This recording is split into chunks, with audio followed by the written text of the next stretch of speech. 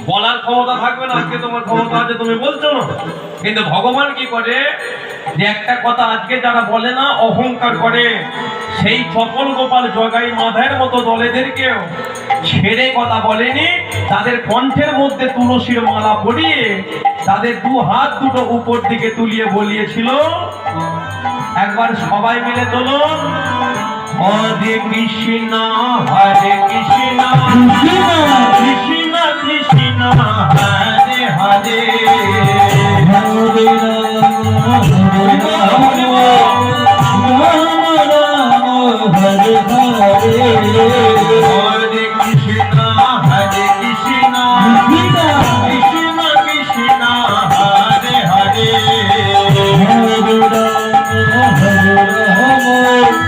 Ram Ram Hare Hare Hare Krishna Krishna Krishna Krishna Hare Hare Hare Ram Ram Hare Hare Hare Krishna Krishna Krishna Krishna Hare Hare Hare Ram Ram Ram Hare Hare Hare Krishna Krishna Krishna Krishna Krishna Hare Hare Hare Ram Ram Ram